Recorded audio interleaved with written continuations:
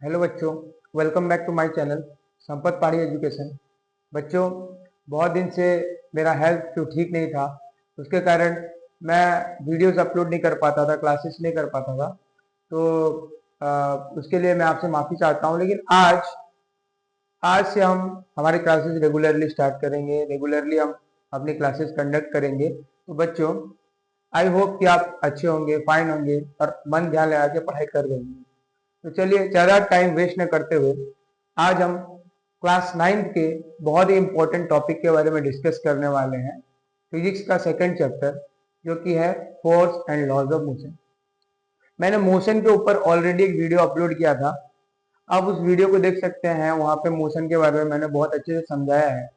तो आज जिस टॉपिक के बारे में हम डिस्कस करने वाले हैं वो है force and laws of motion.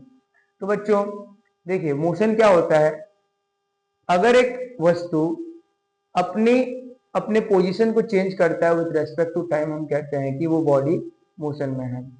With respect to time, अगर एक वस्तु अपने पोजीशन को चेंज करता है तो हम क्या बोलते हैं, वो बॉडी क्या है, मोशन में है। इसी तरीके से आज हम ये खुलासा करेंगे कि एक बॉडी अगर मोशन में होता है तो क्यों मोशन में होता है, what causes an object to be in motion, उसके बारे में हम डिस्कस करेंगे। तो ज्यादा टाइम वेस्ट न करते हुए चलिए हम आगे बढ़ते हैं।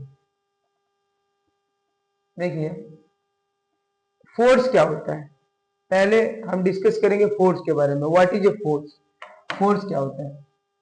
ए force changes an object speed causing acceleration, deceleration और चेंज इन डायरेक्शन। देखिए, कोई भी बॉडी को अगर हमको मूवमेंट में लाना है, किसी भी ऑब्जेक्ट को मूवमेंट में लाना है, तो उसके ऊपर हम लोग क्या करते हैं, फोर्स अप्लाई करते हैं, तभी जाके एक बॉडी मूवमेंट में आता है। ये हमने क्लास 8 में भी पढ़ा है कि जब तक हम किसी बॉडी के ऊपर फोर्स नहीं अप्लाई करते, उसका जो नेचुरल स्टेट होता है वो स्टेशनरी होता है, वो रेस्ट में होता है।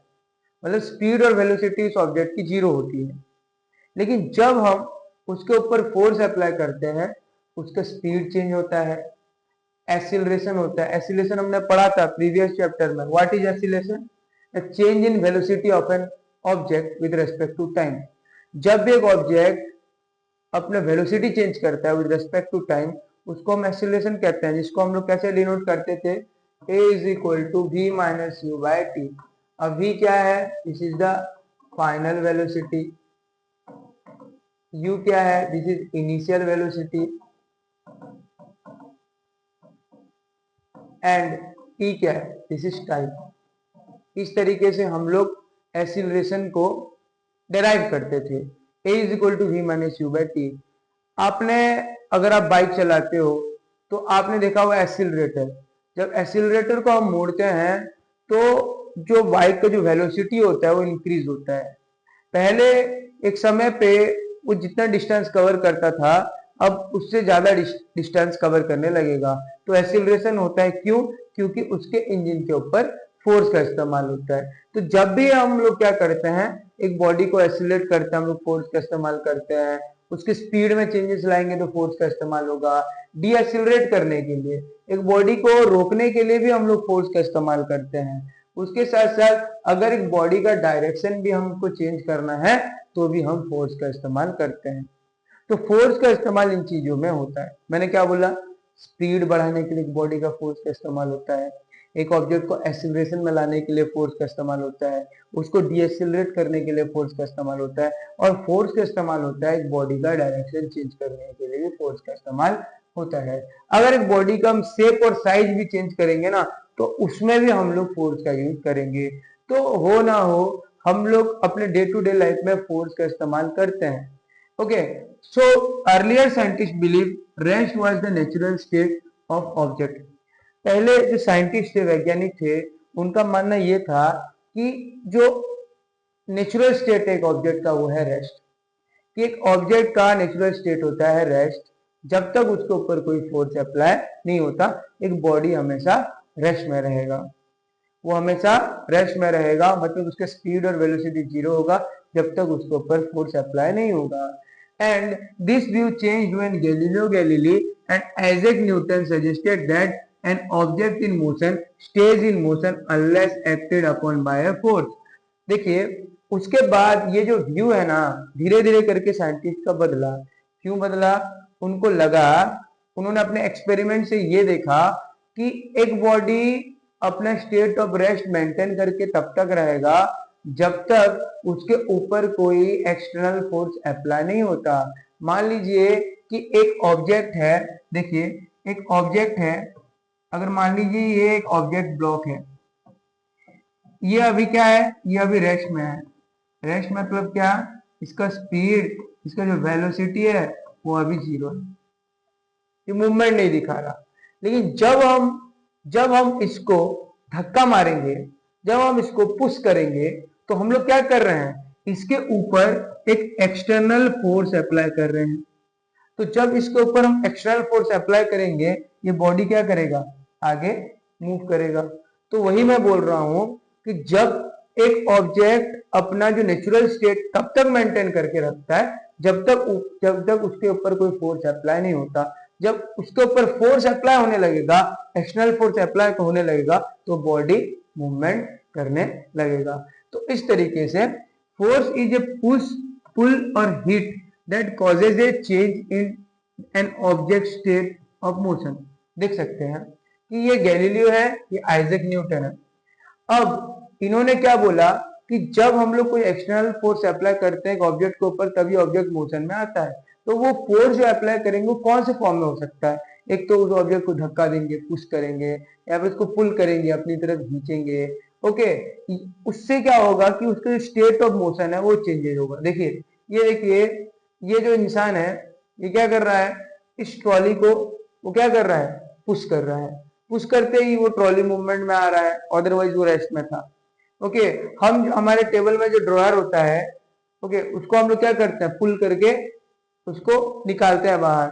तो हम लोग क्या करते हैं, उसके ऊपर फोर्स का इस्तेमाल करते हैं। ओके, देखिए ये जो स्पोर्ट्समैन है, ये क्या कर रहा है, अपने स्टिक से बॉल को हिट कर रहा है। तो हिट करने से बॉल मोशन में आएगा।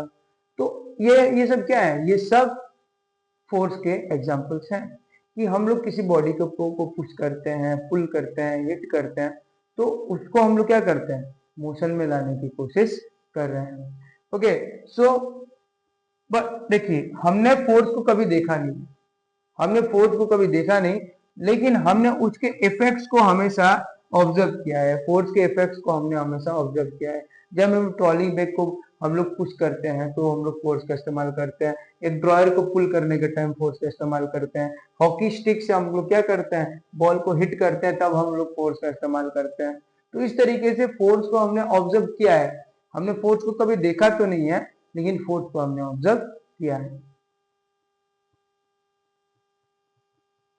ठीक है, तो जिस तरीके से मैंने आपको बताया था कि फोर्स का इस्तेमाल किस लिए होता है, फोर्स का इस्तेमाल किस लिए होता है, और जब भी फोर्स किसी ऑब्जेक्ट के ऊपर एक्ट करता है तो क्या क्या चेंजेस लाता है फोर्स।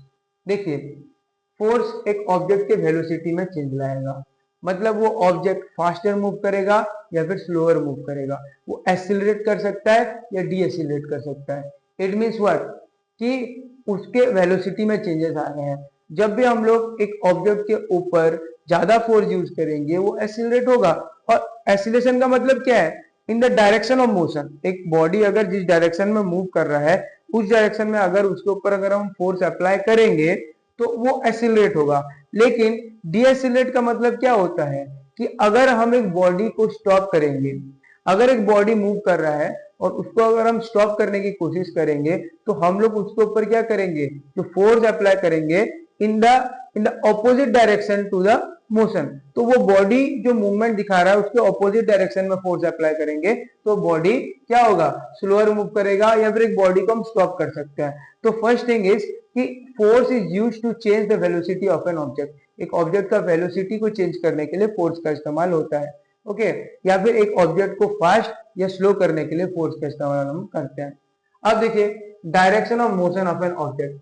एक ऑब्जेक्ट का डायरेक्शन ऑफ मोशन चेंज करने के लिए, ऑब्जेक्ट अगर मूव कर रहा है सीधा, अगर उसको लेफ्ट से उसके ऊपर एक फोर्स एक्ट करता है तो वो राइट की तरफ चले जाएगा। राइट से अगर फोर्स उसके ऊपर अप्लाई होगा तो लेफ्ट की तरफ चले जाएगा। इस तरीके से क्या होता है, अगर एक बॉडी के ऊपर फोर्स अप्लाई होता है अलग डायरेक्शन से, तो वो अलग डायरेक्शंस में मूव कर जाएगा। तो इस तरीके से क्या होता है कि फोर्स क्या करता है, बॉडी के डायरेक्शन में भी चेंजेस लाता है, उसके साथ साथ बॉडी के शेप और साइज में भी फोर्स चेंजेस लाएगा। देख सकते हैं ना, ये जो बॉल है, ये बॉल है, ओके, ये नेचुरल स्टेट में ऐसा था, लेकिन जब इसके ऊपर कॉम्प्रेस्ड फोर्स हम लोग अप्लाई कर रहे हैं, इसका शेप चेंज होता हुआ नजर आ रहा है। देख सकते हैं इसका शेप चेंज होते नजर आ रहा है। जब हम लोग क्या करते हैं, रबर बैंड को पकड़ के स्ट्रेच करते हैं, तब भी हम लोग क्या कर रहे हैं, उसके ऊपर फोर्स यूज कर रहे हैं। तो फोर्स यूज करते ही क्या होगा, ओके, वो उसको हम स्ट्रेच कर सकते हैं, और जब हम लोग फोर्स को रिमूव कर देंगे, वो अपने नॉर्मल पोजीशन में चले आएगा। देखिए एक स्प्रिंग है, एक स्प्रिंग ऐसा है, लेकिन जब हम लोग एक फोर्स अप्लाई कर रहे हैं उसके ऊपर, तो स्प्रिंग देखिए एक्सपांड हो रहा है, एक्सपैंड हो रहा है। तो इस तरीके से फोर्स का इस्तेमाल कर सकते हैं एक ऑब्जेक्ट के शेप और साइज को चेंज करने के लिए भी फोर्स का इस्तेमाल होता है। तो याद रखिएगा, फोर्स क्या करता है, ऑब्जेक्ट के वेलोसिटी में चेंज लाता है, उसके डायरेक्शन में चेंज लाता है, उसके शेप और साइज में भी चेंजेस लाता है। अब स्टूडेंट्स, अब हम डिस्कस करेंगे बैलेंस्ड और अनबैलेंस्ड फोर्स के बारे में। बहुत ही इंटरेस्टिंग टॉपिक है, आप इसको ध्यान देके सुनिए। देखिए बैलेंस्ड फोर्सेस क्या होते हैं और अनबैलेंस्ड फोर्सेस क्या होते हैं। Consider a wooden block is position on A table. मान लीजिए यहाँ पे एक वुडन ब्लॉक हमने रखा है इस टेबल में, और उसके बाद दो स्ट्रिंग्स यहाँ पे इस वुडन ब्लॉक के साथ ज्वाइंट है, एक एक्स है और एक वाई है। दो स्ट्रिंग हमने दो तरफ से रस्सी बांध करके रखा है, ये वुडन ब्लॉक बीच में रखा है इस टेबल के, और एक तरफ से हमने उसको एक्स स्ट्रिंग से ज्वाइन किया है और दूसरी तरफ से उसको हमने वाई स्ट्रिंग से ज्वाइन किया है। Tied to opposite side, pulling X move the block right. जब हम एक्स इस स्ट्रिंग को पकड़ के अगर हम बॉक्स जो ब्लॉक है उसको अगर हम खींचेंगे एक तरफ, उसको अगर हम पुल करेंगे, तो बॉक्स जो है इस डायरेक्शन में मूव करेगा। अगर इस स्ट्रिंग को y पोजीशन में पकड़ के इस तरफ अगर पुल करेंगे, तो ये क्या है, y डायरेक्शन में मूव करेगा। तो इसका मतलब है कि when equal forces are applied to both strings, अगर मान लीजिए दोनों तरफ से अगर हम इक्वल फोर्स अप्लाई करते हैं, इधर x तरफ भी जितना फोर्स डाल रहे हैं, y तरफ भी उतने मैग्नीट्यूड का अगर फोर्स अप्लाई कर रहे हैं, तो ब्लॉक कहीं मूव नहीं करेगा, बल्कि वो उसी पोजीशन में रह जाएगा, स्टेशनरी। देखिए जैसे कि हमने स्कूल डेज में भी ये गेम खेला है जिसको हम कहते हैं टग ऑफ वॉर। ये जो गेम है, यहाँ पे क्या करते हैं, बीच में देखिए हैंडकरचीफ यहाँ पे बांधा हुआ है रस्सी में, एक टीम क्या कर रही है, इस तरफ अप्लाई कर रही है फोर्स, तो दूसरी टीम अपोजिट तरफ फोर्स अप्लाई कर रही है। मतलब ये जो है, ये हैंडकरचीफ जिस टीम जो टीम ज्यादा फोर्स अप्लाई करेगी उस टीम की तरफ मूव कर जाएगा, तो वो टीम क्या करती है, वो टीम विन करती है। तो इस तरीके से, तो अगर मान लीजिए ये दोनों ही टीम ने इक्वल अमाउंट में फोर्स अप्लाई कर रहे हैं, अगर वो दोनों टीम इक्वली फोर्स अप्लाई कर रहे हैं, तो ये जो हैंडकरचीफ है ये कहीं मूव नहीं कर रही, वो उसी डायरेक्शन में, वो उसी पोजीशन में रह रही है, वो कहीं भी किसी भी डायरेक्शन में मूव नहीं कर रही है। दोनों तरफ से अगर इक्वली फोर्स अप्लाई होता है, वैसे उसी तरीके से मैंने बोला कि अगर इक्वल फोर्स एक्स और वाई दोनों तरफ से इक्वल मैग्नीट्यूड का फोर्स अप्लाई होता है, तो ब्लॉक वहीं पे रह जाएगा, उसी स्टेशनरी पोजीशन में, वो कहीं भी मूवमेंट नहीं दिखाएगा। लेकिन यहां देखिए, यहां भी अगर मान लीजिए कि ये जो टीम है, इस टीम ने ज्यादा फोर्स अप्लाई किया, तो क्या होगा, ये जो हैंडकरचीफ है इस टीम की तरफ मूव कर जाएगा, तो ये टीम जीत जाएगी। सपोज इस टीम ने ज्यादा फोर्स अप्लाई किया, तो हैंडकरचीफ इस टीम की तरफ मूव कर जाएगा, ये टीम जीत जाएगी। तो इसका मतलब ये है कि अगर हम दोनों तरफ से इक्वल अमाउंट में फोर्स अप्लाई कर रहे हैं, तो वो कहीं भी अपना पोजीशन चेंज नहीं करेगा, वो स्टेशनरी रहेगा। सो इसी को हम लोग कहते हैं बैलेंस्ड फोर्सेस, इसी को हम लोग बैलेंस्ड फोर्सेस कहते हैं। बैलेंस्ड फोर्सेस वो फोर्सेस होते हैं जो कि इक्वली अपोजिट डायरेक्शन से काम करते हैं। तो बॉडी कहीं भी मूवमेंट नहीं दिखाता, बॉडी उसी रेस्ट पोजीशन को मेंटेन करता है, स्टेशनरी रह जाता है। उसको हम लोग क्या कहते हैं, बैलेंस्ड फोर्सेस कहते हैं। They do not alter the object state of rest और मोशन। मतलब एक ऑब्जेक्ट अगर मोशन में है तो मोशन में रहेगा, अगर रेस्ट में है तो रेस्ट में रहेगा। उसके मोशन में कोई भी बदलाव, उसके स्टेट में कोई भी बदलाव नहीं आता है जब भी किसी ऑब्जेक्ट के ऊपर बैलेंस फोर्स का इस्तेमाल होता है। अब अनबैलेंस फोर्स क्या है? जैसे मैंने आपको बताया था, अगर इस टीम ने ज्यादा फोर्स अप्लाई किया तो ऑब्जेक्ट उस तरफ चले जाएगा। जैसे अगर y की तरफ से ज्यादा फोर्स अप्लाई हुआ तो ये ब्लॉक y की तरफ मूव कर जाएगा, और अगर x की तरफ से ज्यादा फोर्स अप्लाई हुआ तो x की तरफ मूव कर जाएगा। तो इस हिसाब से जो भी टीम, इन दोनों टीम में से जो टीम ज्यादा फोर्स अप्लाई करेगी उस डायरेक्शन में वो हैंडकरचीफ मूव कर जाएगा। तो बोला गया है कि unequal forces applied from both side, अगर दोनों साइड से अगर अनइक्वल फोर्सेस अप्लाई किए जाते हैं उस ऑब्जेक्ट के ऊपर, the block moves in the direction of the greater force. तो जिस जगह से उस ब्लॉक को ग्रेटर फोर्स महसूस होगी वो ब्लॉक उसी जगह में मूव कर जाएगा। सिंपल है। उसी को हम अनबैलेंस्ड फोर्सेस कहते हैं। क्या कहते हैं? अनबैलेंस्ड फोर्सेस कहते हैं। which cause an object to move, जिससे एक ऑब्जेक्ट मूव करता है। तो याद रखिए, एक ऑब्जेक्ट का मोशन किस वजह से होता है?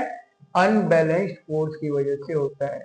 अनबैलेंस्ड फोर्स की वजह से होता है, और जिस डायरेक्शन में अनबैलेंस्ड फोर्स दिया जाएगा ऑब्जेक्ट के ऊपर वो ऑब्जेक्ट उस डायरेक्शन में मूव करेगा। ओके, तो इस तरीके से हमने सीखा कि बैलेंस्ड फोर्स और अनबैलेंस्ड फोर्स क्या होता है। देखिए, उसके बाद और एक बहुत ही इंटरेस्टिंग कॉन्सेप्ट है जो कि हम लोग को सीखना है। हमने क्लास 8 में पढ़ा है, आपने सुना होगा एक नाम फ्रिक्शन। फ्रिक्शन जो कॉन्सेप्ट है वो हमने क्लास 8 में भी पढ़ा था। तो फ्रिक्शन कब होता है, क्यों होता है, और फ्रिक्शन का हमारे मोशन से क्या लेना देना है, फ्रिक्शन का मोशन से क्या लेना देना है, उसके बारे में हम डिस्कस करेंगे। तो देखिए, यहाँ बताया गया है when a box is pushed with A small force. देखिए, यहाँ पे कुछ बच्चे इस बॉक्स को पुश कर रहे हैं। अगर इन बच्चों ने छोटा सा फोर्स लगाया, बहुत स्मॉल फोर्स लगाया, एक रफ सरफेस के ऊपर से पुश किया जा रहा है, ये सरफेस इन कांटेक्ट है ना, that is the rough surface, और उस रफ सरफेस के ऊपर उस बॉक्स को पुश किया जा रहा है, और अगर स्मॉल अगर हमने फोर्स लगाया तो इट स्टे स्टेशनरी, वो कहीं पे मूव नहीं करेगा, वो वहीं पे रह जाएगा। ओके, क्यों? क्योंकि फ्रिक्शन की वजह से। फ्रिक्शन क्या होता है? फ्रिक्शन एक ऐसा फोर्स होता है जो एक जब वो जनरेट होता है तब जब एक बॉडी दूसरे बॉडी के साथ कांटेक्ट में हो। ये कांटेक्ट फोर्स है। ये कब जनरेट होता है? जब एक बॉडी दूसरे बॉडी के साथ कांटेक्ट में आए तब एक फोर्स जनरेट होता है जिसको बोलते हैं friction force. And the friction force acts in opposite direction of the push.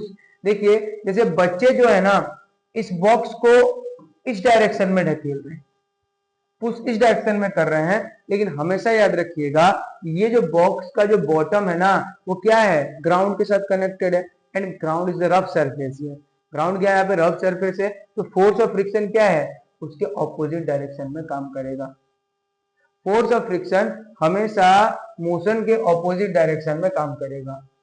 अब ये फोर्स ऑफ फ्रिक्शन क्यों अराइज होता है? Arises from the contact between the rough surface and the box. ये बॉक्स का जो बॉटम है ये रफ सरफेस के साथ कनेक्टेड है, क्योंकि कांटेक्ट में है रफ सरफेस के साथ, तो यहाँ पे जो फोर्स जनरेट हो रहा है वो है फोर्स ऑफ फ्रिक्शन। अब देखिए, अगर मान लीजिए अब बच्चों ने जो फोर्स है ना उसे इंक्रीज कर दिया, अब और जोर से उन्होंने धक्का मारा तो फोर्स इंक्रीज हुआ। जब फोर्स इंक्रीज होता है तो क्या होगा? Friction force continues to balance.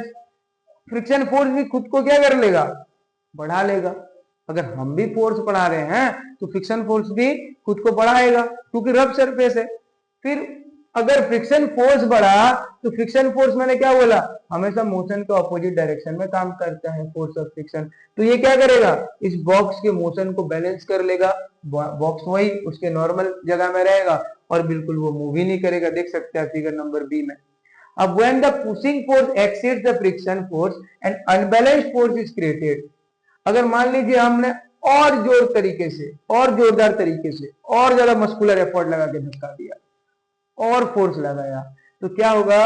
अब हमारा जो फोर्स है, हम जो फोर्स लगा रहे हैं वो क्या होगा? वो ज्यादा हो जाएगा, वो ओवरकम कर जाएगा फोर्स ऑफ फ्रिक्शन से। तो क्या होगा? अब ये जो बॉक्स है वो अब इजीली वो अब मूवमेंट करने लगेगा, वो अब मूवमेंट करने लगेगा।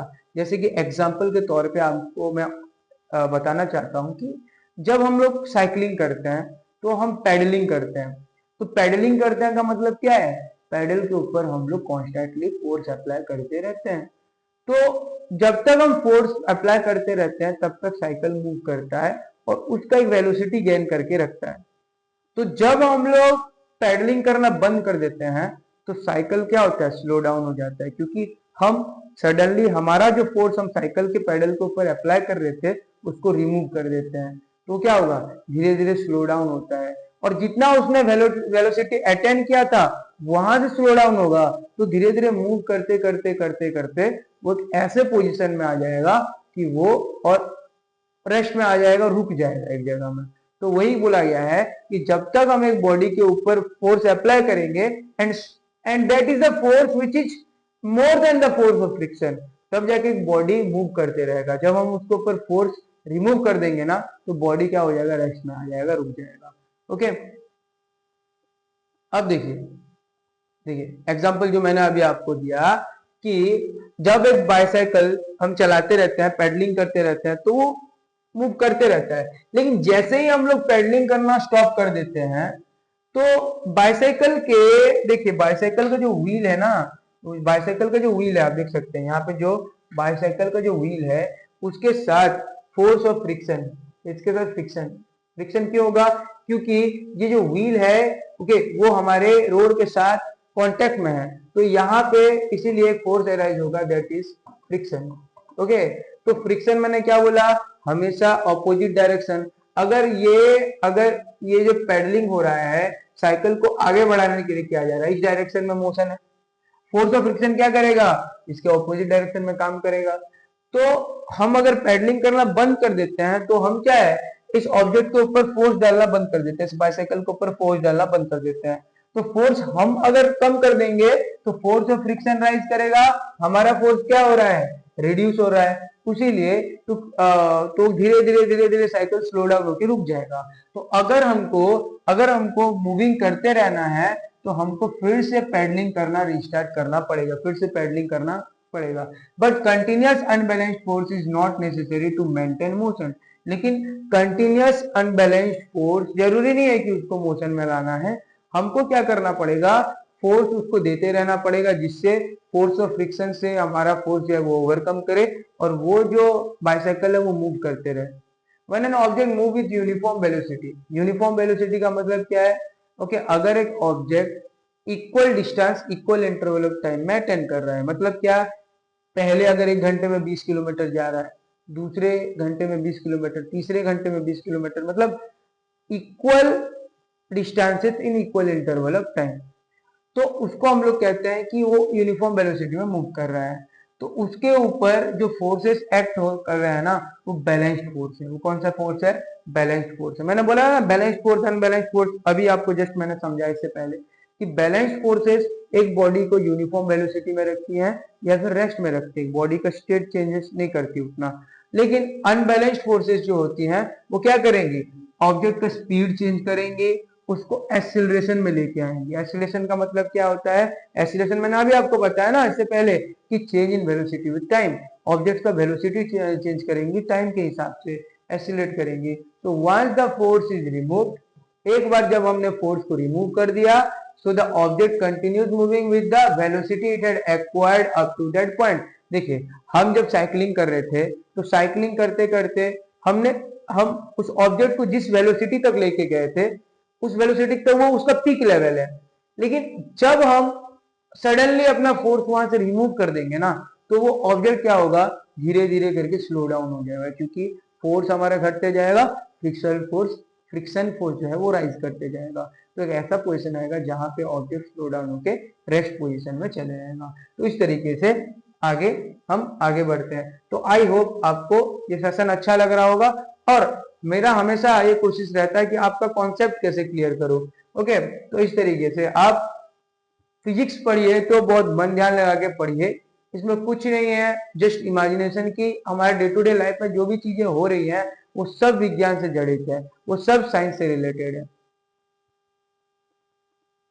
ओके, तो क्योंकि इस चैप्टर का नाम है force and laws of motion, तो यहाँ पे लॉज कुछ हैं, कुछ नियम हैं जिनके बारे में हम डिस्कस करने वाले हैं। मोशन के कुछ नियम के बारे में आज हम डिस्कस करेंगे। तो ये बहुत ही ज्यादा इंपॉर्टेंट है। लॉज ऑफ मोशन जो तीन लॉज ऑफ मोशन है जिसके बारे में हम डिस्कस करने वाले हैं वो बहुत इंपॉर्टेंट है। तो आज के इस क्लास में हम फर्स्ट लॉ ऑफ मोशन, ये जिसे लॉ ऑफ इनर्शिया कहा जाता है, उसके बारे में हम पढ़ेंगे। इनर्शिया और मास के बीच में क्या रिलेशन है उसके बारे में भी हम डिस्कस करेंगे। ओके, तो चलिए आगे बढ़ते हैं। देखिए कि Galileo's experiment with a marble on an inclined plane, देख सकते हैं ये एक इंक्लाइंड प्लेन है, ये इंक्लाइंड प्लेन है, इसको हम चढ़ान ढलान बोलते हैं ना, वो इंक्लाइंड प्लेन है। ओके, गैलीलियो ने अपना एक्सपेरिमेंट किया है कि इंक्लाइंड प्लेन में, okay, demonstrated that objects move at constant speed. Okay, और उन्होंने ये डेमोन्स्ट्रेट किया कि जितने भी ऑब्जेक्ट्स होते हैं ना वो कांस्टेंट स्पीड में मूव करते हैं जब उनके ऊपर कोई भी फोर्स एक्ट नहीं कर रहा होता। ये बताने के लिए कि जब तक एक ऑब्जेक्ट को, मतलब जब ऑब्जेक्ट के ऊपर कोई फोर्स एक्ट नहीं कर रहा होता तो कांस्टेंट स्पीड में मूव कर रहे होते हैं। देखिए जैसे कि when a marble rolls down an inclined plane, उन्होंने क्या किया, एक मार्बल जो लिया, एक मार्बल उसको इंक्लाइंड प्लेन के ऊपर से रोल किया, यहाँ से वो मार्बल ऐसे नीचे आएगा। तो जब उन्होंने देखा कि इसको जब ऊपर से हम मार्बल को छोड़ रहे हैं तो नीचे आते आते मार्बल का जो वेलोसिटी है ना, जो वेलोसिटी है वो इंक्रीज हो रहा है। Increase in velocity, increase in velocity क्या है, हमने अभी भी डिस्कस किया ना, इंक्रीज इन वेलोसिटी है एक्सीलरेशन। क्या हो रहा है, एक्सीलरेशन हो रहा है, समझ में आया। तो velocity increases due to the unbalanced force. अब क्योंकि मैंने आपको बताया था कि अनबैलेंस्ड फोर्स की वजह से ही एक्सीलरेशन होता है, जब हम बैलेंस्ड और अनबैलेंस्ड फोर्स के बारे में डिस्कस कर रहे थे, तो यहाँ पे अनबैलेंस्ड फोर्स एक्ट कर रहा है जो कि है फोर्स ऑफ ग्रेविटी, जो कि हम नेक्स्ट चैप्टर में डिस्कस करेंगे जब हम ग्रेविटेशन पढ़ेंगे।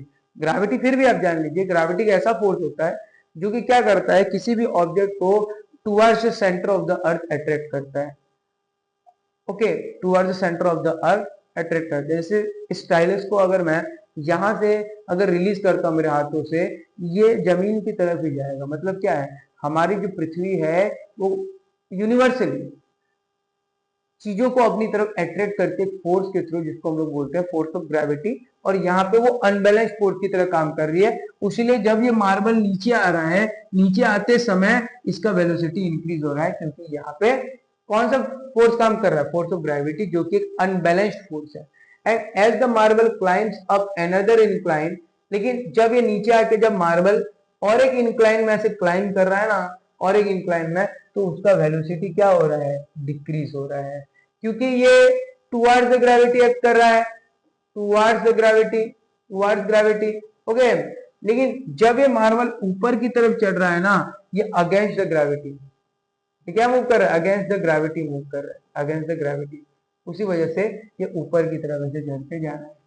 ओके, तो in an ideal frictionless setup the marble would roll up to the same height it was released from। तो उन्होंने बोला कि देखिए ये यहां से मार्बल को अगर हम छोड़ रहे हैं तो अगर इसका इंक्लिनेशन जितना है, सेम राइट साइड में अगर इंक्लिनेशन उतना ही एंगल का है, तो मार्बल जितने हाइट से मार्बल को छोड़ा जा रहा है, मार्बल उतने हाइट तक जाएगा। अगर इस इंक्लिनेशन को अगर हम घटाते जाएं, इसके एंगल ऑफ इंक्लिनेशन को अगर कम करते जाएं, तो अगर इसको, ये पहले इस नॉर्मल पोजीशन यहाँ पे था, इसको अगर हम कम करके ये इंक्लाइन कर देते हैं, तो मार्बल आके क्या करेगा, जब यहाँ पे डिस्टेंस तय करेगा तो यहाँ पे जितना जाता था, जितना दूर जाता था, उससे ज्यादा हाइट तक का जाएगा। अब और अगर घटा देंगे तो मार्बल को देखिए वो और ज्यादा डिस्टेंस तय कर रहा है, और जब हम उसको हॉरिजेंटली ऐसे रखेंगे, सीधा प्लेन में ले आएंगे, तो मार्बल तब तक मूव करते रहेगा जब तक वो उस हाइट को अटेंड नहीं कर लेता जहां से उसको रिलीज किया गया था। ओके, तो आई थिंक आपको बहुत अच्छे से समझ में आया होगा इस कॉन्सेप्ट को जो गैलीलियो ने दिया था। ओके, तो इस तरीके से फर्स्ट लॉ ऑफ मोशन क्या होता है, फर्स्ट लॉ ऑफ मोशन के बारे में अभी हम डिस्कस करेंगे। तो जैसे कि मैंने आपको बताया कि if there is no unbalanced force like on a flat surface, कोई फ्लैट सरफेस के ऊपर कोई अनबैलेंस फोर्स नहीं होता। तो जो मार्बल होगा ना वो कंटिन्यू करते रहेगा फॉर एवर, वो हमेशा के लिए मूव करते रहेगा। और मूव कैसे करेगा? यूनिफॉर्म स्पीड में मूव करेगा। मूव कैसे करेगा? यूनिफॉर्म स्पीड में मूव करेगा। As no force is required to maintain motion. Okay, क्योंकि हॉरिजॉन्टल प्लेन में मूव कर रहा है, उसके ऊपर कोई भी फोर्स अप्लाई नहीं हो रहा, वो जो बैलेंस फोर्स के हिसाब से मूव कर रहा है। कब तक? जब तक वो अपने उस मोशन को अटेंड नहीं कर लेता। लेकिन in practice object slow down due to friction. लेकिन प्रैक्टिस में क्या है कि हम रियल लाइफ में ऐसा नहीं होता। जब एक ऑब्जेक्ट मूव कर रहा होता है ना, क्योंकि सरफेस के साथ कांटेक्ट में होता है, और सरफेस के साथ कांटेक्ट में होता है, उस वजह से फोर्स जनरेट होता है जो कि है फोर्स ऑफ फ्रिक्शन। और हमने पढ़ा कि फोर्स ऑफ फ्रिक्शन जो है वो ऑपोजिट डायरेक्शन में काम करता है मोशन के। तो क्योंकि फ्रिक्शन की वजह से रिड्यूसिंग फ्रिक्शन, ओके, और वो सरफेस क्या होगा, धीरे धीरे करके क्या होगा, मिनिमाइज हो जाएगा। मतलब अगर सरफेस मतलब वो जो ऑब्जेक्ट मूव कर रहा है धीरे धीरे करके स्लो हो जाएगा। क्यों? क्योंकि फ्रिक्शन उसके ऊपर एक्ट करता है, तो रेजिस्ट लाता है उसके मोशन में। लेकिन फ्रिक्शन को अगर हम रिड्यूस करना चाहते हैं तो हम लोग क्या करते हैं, स्मूथ सरफेस का यूज करेंगे, या फिर कुछ लुब्रिकेंट्स वगैरह यूज करेंगे running parts of the machine में, जिससे हम लोग फ्रिक्शन को कम कर सकते हैं। अब देखिए, Newton further studies Galileo's work. बाद में न्यूटन आते हैं, आइजैक न्यूटन, और वो गैलीलियो के जो मोशन के ऊपर जो कॉन्सेप्ट उन्होंने दिए थे उसके बारे में, फोर्स एंड मोशंस के ऊपर, तो उसको स्टडी करते हैं। और वो 3 फंडामेंटल लॉज प्रोवाइड करते हैं। ओके, क्योंकि मोशन ऑफ ऑब्जेक्ट्स के ऊपर 3 फंडामेंटल लॉज प्रोवाइड करते हैं। कौन? Isaac Newton. और उन्हीं 3 फंडामेंटल लॉज को हम लोग न्यूटन्स लॉज ऑफ मोशन कहते हैं। क्या कहते हैं? Newton's laws of motion. तो there are 3 laws of motion provided by Isaac Newton, और उन्हीं को हम अभी डिस्कस करने वाले हैं। लेकिन इन दिस पर्टिकुलर क्लास हम डिस्कस करने वाले हैं सिर्फ फर्स्ट लॉ ऑफ मोशन को, that is also called law of inertia. और हम लोग ये देखेंगे इनर्शिया और मास के बीच में क्या रिलेशन होता है। ओके, तो first law of motion, now will discuss about the first law of motion. First law of motion क्या होता है? First law of motion that is also called law of inertia, इसको लॉ ऑफ इनर्शिया भी कहा जाता है। So an object remains in a state of rest और of uniform motion in a straight line unless compelled to change that state by an applied force.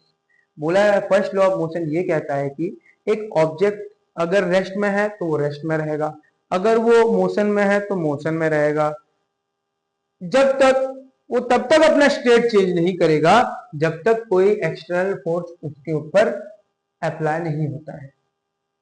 मैं देखिए, अगर मैं यहाँ पे हूं, रेस्ट में हूं, तो मैं रेस्ट में हूं तब तक जब तक मैं अपना मस्कुलर फोर्स अपने ऊपर अप्लाई नहीं करूंगा तो मैं आगे नहीं बढ़ पाऊंगा। मतलब एक बॉडी अगर रेस्ट में है तो रेस्ट में रहेगा, अगर वो कांस्टेंट स्पीड मतलब यूनिफॉर्म वेलोसिटी में मूव कर रहा है तो यूनिफॉर्म वेलोसिटी में मूव करते रहेगा। कब तक वो अपने स्टेट ऑफ मोशन चेंज नहीं करेगा? जब तक उसके ऊपर कोई एक्सटर्नल फोर्स अप्लाई नहीं होता। This is called first law of motion. Okay, तो all objects resist change in their state of motion. तो जितने भी ऑब्जेक्ट्स हैं वो अपने स्टेट ऑफ मोशन में चेंजेस लाना नहीं चाहते, वो हमेशा रेजिस्ट करते हैं, रुकावट लाते हैं। Okay, so the tendency of undisturb object to stay at rest, मतलब ऑब्जेक्ट का वो एबिलिटी जिससे वो ऑब्जेक्ट रेस्ट में रहे, उसके मोशन में चेंजेस ना लाए, उसके स्टेट में चेंजेस ना लाए, और to keep moving with the same velocity, अगर वो जिस वेलोसिटी में मूव कर रहा है उसी वेलोसिटी में मूव करना चाहता है, अपने वेलोसिटी को चेंज नहीं करना चाहता, उसी को कहते हैं हम लोग इनर्शिया। क्या कहते हैं? Inertia. What is inertia? The tendency of undisturb objects, undisturb object की वो एबिलिटी जिससे वो अगर रेस्ट में है तो रेस्ट में खुद को रखने की कोशिश करेगी, अगर वो ऑब्जेक्ट मूव कर रहा है तो वही सेम वेलोसिटी में मूव करने की कोशिश करेगा। Okay, that is called inertia. उसको क्या कहा जाता है? इनर्शिया कहा जाता है। देखिए ना, इस दीवार को क्या हम कुछ कर सकते हैं क्या? नहीं ना, क्योंकि दीवार का जो फोर्स है वो हमारे फोर्स से ज्यादा है, उसका मास भी हमसे ज्यादा है। तो मैं अभी यहाँ पे आपको बताने वाला हूँ मास और इनर्शिया के बीच में क्या रिलेशन है। उसके साथ देखिए, ओके, कि ये साइकिल कोई चला रहा है, वो फोर्स दे रहा है, साइकिल चल रहा है, वो कांस्टेंट वेलोसिटी में मूव कर रहा है, लेकिन जब उसके सामने कोई पत्थर आ जाएगा, कुछ हो जाएगा, तो क्योंकि उसको ऑपोजिट डायरेक्शन में यहाँ पे फोर्स पड़ा उसको, तो सडनली जब फोर्स पड़ा तो वो, और देखिए ये तो यहीं पे रुक गया साइकिल, लेकिन ये जो इसकी जो बॉडी है वो अपने उस वेलोसिटी को बरकरार रखने की कोशिश में, वो देखिए ये दूर में गिर गया, एक्सीडेंट हो गई इसकी। इस तरीके से इनर्शिया का एग्जांपल है कि जब हम लोग एक कार में मूव कर रहे होते हैं तो हम बैठे होते हैं कार के मतलब हमारा बॉडी रेस्ट में होता है, लेकिन कार एक डेफिनेट वेलोसिटी में मूव कर रहा होता है। तो जब भी ड्राइवर ब्रेक अप्लाई करता है तो हम क्या करते हैं, हम उसी उसी स्पीड को फॉलो करते हुए हम आगे की तरफ मूव करते हैं। समझ में आया? तो उसी लिए कभी कभार चोट भी लग सकती है, तो उसी जर्क को हमको उसी जर्क को अगर काबू में रखना है तो उसीलिए हम लोग क्या करते हैं, सीट बेल्ट अप्लाई करते हैं, सीट बेल्ट हम पहनते हैं। तो जिससे क्या हो कि अगर सडन ब्रेक भी लगे तो हम आगे जाएं तो सीट बेल्ट क्या करे कि उसका एनकाउंटर फोर्स हमारे ऊपर अप्लाई करे तो हम अपने जगह में सुरक्षित रहें। इसलिए हमेशा बुलाते हैं सीट बेल्ट पहनना चाहिए जब वाइल ट्रैवलिंग। उसके बाद जब हम किसी बस में खड़े हैं, अगर कोई बस में खड़े हैं, सीट नहीं मिला मान लीजिए, खड़े हैं बस में, तो सडनली जब बस स्टार्ट होता है तो हमारा जो फीट है बस के फ्लोर के साथ कांटेक्ट में रहता है, फीट मोशन में आ जाता है, लेकिन हमारा बॉडी जो है वो रेस्ट में रहने की कोशिश करेगा, वो रेजिस्ट करेगा मोशन में आने के लिए, उसीलिए हमारा फीट आगे चले जाता है, हम पीछे चले जाते हैं, तो हम पीछे की तरफ मूव कर जाते हैं। इस तरीके से दिस इज कॉल्ड इनर्शिया। इसको क्या कहा जाता है, इनर्शिया कहा जाता है। इनर्शिया एक ऐसा टेंडेंसी है जिससे एक ऑब्जेक्ट अपने मोशन को रेजिस्ट करता है। ओके, देखिए एग्जांपल ऑफ इनर्शिया जो मैं अभी बता रहा था कि when a car suddenly brakes, inertia causes the body moving forward. तो जब भी कोई कार का ब्रेक अप्लाई किया जाता है तो इनर्शिया क्या करता है, बॉडी को आगे की तरफ ढकेलता है। ओके, इसे इंजुरी वगैरह हो सकती है, इसीलिए सेफ्टी बेल्ट हमको पहनना चाहिए। व्हेन ए बस स्टार्ट्स मूविंग सडनली, जैसे देखिए एक बस स्टार्ट करता है मूव करना, तो क्या होता है, हमारे जो फीट जो होता है ना, नॉर्मली बस के फ्लोर के साथ कांटेक्ट में होता है, तो फीट मूव कर जाएगा, but rest of the body, जो बाकी का जो बॉडी है वो स्टेशनरी है, तो वो अपना जो स्टेट उसको चेंज नहीं करना चाहता, तो इसलिए हम क्या है, पीछे जा रहे हैं, लेकिन बस आगे मूव कर रहा है। उसके साथ साथ जब एक मोटर कार हम चला रहते हैं और कहीं पे 7 टन मारते हैं, सब टर्न करते हैं अगर 7 टन, तो वहां पे क्या होता है कि हम लोग एक तरफ खिसक जाते हैं सीट के। वो क्यों होता है, क्योंकि वो इनर्शिया की वजह से होता है। Okay, that is all the example of inertia, वो इनर्शिया के ही एग्जांपल है। ओके, तो इस तरीके से देखिए एग्जांपल, जैसे कि हम लोग कैरम खेलते हैं, आप सभी ने कैरम खेला होगा, खेलते भी होंगे। तो जैसे हम कैरम क्या करते हैं, कैरम के एक कॉइन को जब हम हिट करते हैं तो यहाँ पे देखो पाइल्स ऑफ कॉइन है, तो वो कॉइन जाके क्या करता है, ये नीचे वाला जो कॉइन है ना उसको हिट करेगा वो स्ट्राइकर। तो हिट करने से क्या होता है कि देखिए ये नीचे वाला जो पाइल है, सबसे नीचे वाला जो कॉइन है इस पाइल का, वो मूव कर जाएगा, बाकी का जो पाइल है ना वैसे के वैसे खड़े हो जाएंगे। So the bottom coin moves, नीचे का जो कॉइन है वो मूव कर जाएगा, and the others fall vertically due to inertia. होता है देखे ना कि दूसरे जो पाइल है ना वो वैसे ही खड़े हो जाते हैं, नीचे का जो बॉटम का जो कॉइन है ना वो मूव कर जाता है। तो इस तरीके से देखिए यहाँ पे हमने एक 5 रुपीज कॉइन लिया है, हम लोग क्या करेंगे, ये जो कार्ड है ना इसको हम क्या करेंगे, जो ग्लास के ऊपर जो कार्ड रखा ही है उसको फ्लिक करेंगे। ओके, हमारी उंगलियों से फ्लिक करेंगे, तो कार्ड मूव कर जाएगा, और कॉइन क्या है वो इनर्शिया मेंटेन करेगा, वो उसी टम्बलर के अंदर, वो जो ग्लास है ना उसके अंदर गिर जाएगा। अब देखिए यहाँ पे देखिए इस तरीके से spin a tray with a water filled tumbler, एक वाटर फिल्ड टम्बलर है, उसमें हम लोग क्या कर रहे हैं, ओके, इस ट्रे को घुमा रहे हैं, तो the water spills due to inertia, water क्या करेगा, वाटर स्पिल हो जाएगा, क्योंकि इनर्शिया की वजह से वो अपने स्टेट को मेंटेन करेगा। तो उसी लिए क्या होता है नॉर्मली, ओके, एक ग्रूव इन ए सॉसर, जो सॉसर होता है ना, प्लेट होता है, उसमें ग्रूव दिया जाता है, इससे वो जो सडन जक्स के कारण, ओके, झटके के कारण ना वो पानी ना ऐसे गिर जाए, उसीलिए क्या होता है कि वहां पे ग्रूव दिया रहता है।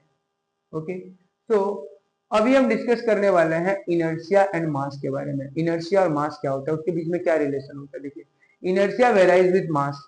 ओके, मास के हिसाब से एक बॉडी का इनर्शिया चेंज होता है, मास के हिसाब से एक बॉडी का इनर्शिया चेंज होता है। आप देख सकते हैं inertia varies with mass, okay, inertia varies with mass. जो इनर्शिया होता है ना वो मास के हिसाब से वेरी करते रहता है। बॉडी का जो इनर्शिया होता है मास के हिसाब से वेरी करता है। Okay, heavier objects have larger inertia. ज्यादा भारी ऑब्जेक्ट जो होते हैं ना उनका इनर्शिया ज्यादा होता है। जैसे देखिए, अगर मैं एक अगर मैं एक बॉक्स लूं और उस बॉक्स को खाली रखूं तो उसको इजीली मैं मूव कर सकता हूं। ओके, स्मॉल अमाउंट में फोर्स अप्लाई करने से वो मूव करेगा। लेकिन अगर उसमें मैं बुक्स भर दूं और उसको मैं अगर फुल बुक से भर दूं और अब उसको अगर वही फोर्स अप्लाई करने की कोशिश करूं तो वो मूव नहीं करेगा। तो वही बोला गया है कि एक ऑब्जेक्ट जितना हैवियर होता है ना उसका इनर्शिया उतना ज्यादा होता है। So they resist changes of rest और मोशन मोर स्ट्रांगली। एग्जांपल, जैसे it is easier to push an empty box, जैसे मैंने अभी आपको बताया कि खाली बक्से को मूव करना काफी इजी है, लेकिन अगर उस बॉक्स में अगर बुक्स वगैरह भर दिया जाए तो उसका क्या होगा, वो हैवी हो जाएगा, उसका मास बढ़ेगा। तो मास बढ़ने से क्या होगा कि उसको उसको मूव करना काफी डिफिकल्ट होता है। जैसे कि हम लोग फुटबॉल को किक कर सकते हैं, फुटबॉल को किक कर सकते हैं, लेकिन स्टोन को किक कर सकते हैं क्या? अब फुटबॉल को किक करेंगे तो वो फ्लाई अवे, वो उड़ जाएगा फुटबॉल। ओके, वो दूर तक चल जाएगा उसको किक करने से। लेकिन अगर ये बच्चा, आप देखिए ना, ये बच्चा अगर ना इस स्टोन को किक करेगा तो हो सकता है कि उसको चोट लग जाए। If we kick a stone of the same size it hardly move. Okay, उल्टा हमको चोट लग जाएगा। तो अगर हम लोग वो एक्टिविटी 2 में जब हमने 5 रुपी कॉइन लिया था, अगर वहां पे अगर हम 1 रुपी कॉइन यूज करते तो जो 5 वो क्या उसको हम लोग लेसर फोर्स अप्लाई करना पड़ता। अगर 5 रुपी कॉइन हमने यूज किया तो 5 रुपी ज्यादा हैवी है तो ज्यादा फोर्स हमको अप्लाई करना पड़ा था। तो small card gains high velocity with small force. देखिए, ये बुलेट कार्ड है। ओके, इस हलगाड़ी को हम अगर कम फोर्स भी देंगे ना वो मूव करेगा, लेकिन उसी फोर्स को हम यूज करेंगे ट्रेन को ढकेलने के लिए, नहीं, उसका कोई भी इफेक्ट नहीं होगा ट्रेन के ऊपर। ट्रेन के ऊपर उसका कोई भी इफेक्ट नहीं होगा, because train has greater inertia, क्योंकि ट्रेन का ग्रेटर इनर्शिया होता है। तो inertia is the tendency of an object to resist change in its state of motion. Inertia क्या होता है? इनर्शिया एक एबिलिटी होता है, टेंडेंसी होता है एक ऑब्जेक्ट का कि वो अपने स्टेट को चेंज नहीं करना चाहता, चाहे वो स्टेट ऑफ मोशन में हो या रेस्ट में हो। अगर स्टेट ऑफ मोशन में है तो उसी मोशन में मूव करते रहेगा, अगर रेस्ट में है तो वही रेस्ट में रहेगा जब तक उसके ऊपर कोई एक्सटर्नल फोर्स यूज नहीं होता। तो the inertia of an object is measured by its mass. तो इनर्शिया जो होती है ऑब्जेक्ट की हमेशा उसके मास से ही मेजर की जाती है। मतलब जितना ज्यादा हैवियर एक ऑब्जेक्ट होगा उसका इनर्शिया उतना ही ज्यादा होगा। तो बच्चों, आज हमने डिस्कस किया फोर्स के बारे में। फोर्स क्यों होता है, मोशन एक बॉडी क्यों होती है जब उसके ऊपर फोर्स अप्लाई किया जाता है। हमने डिस्कस किया फोर्स के अलग अलग कॉन्सेप्ट के बारे में, एक्सीलरेशन के बारे में, और फोर्स अगर जब एक बॉडी के ऊपर अप्लाई होता है तो क्या क्या चेंजेस आती है उसमें, उसके बारे में हमने पढ़ा। हमने बैलेंस और अनबैलेंस फोर्स के बारे में डिस्कस किया। हमने फर्स्ट लॉ ऑफ मोशन के बारे में डिस्कस किया, that is law of inertia. Okay, और हमने देखा कि मास और इनर्शिया के बीच में क्या रिलेशन है। तो आज की क्लास में बस इतना ही। आज आप इसी तरीके से हमको प्यार देते रहिए, और आपको अगर ये वीडियो अच्छा लगा हो, ये क्लास अच्छा लगा हो, तो आप लाइक शेयर और सब्सक्राइब जरूर कीजिएगा। हम ऑफलाइन क्लासेस भी अटेंड करते हैं हरियार शांति नगर उड़ीसा में। हमारा एकेडमी है जहाँ पे हम ऑफलाइन क्लासेस अटेंड करते हैं, और हर किसी सब्जेक्ट का ऑफलाइन क्लासेस होता है। अगर आप इंटरेस्टेड हो तो आप ऑफलाइन क्लासेस भी ज्वाइन कर सकते हो। मैं डिस्क्रिप्शन में अपना नंबर भी आपके साथ शेयर करूंगा। ओके, ठीक है बच्चों, आज के लिए बस इतना ही।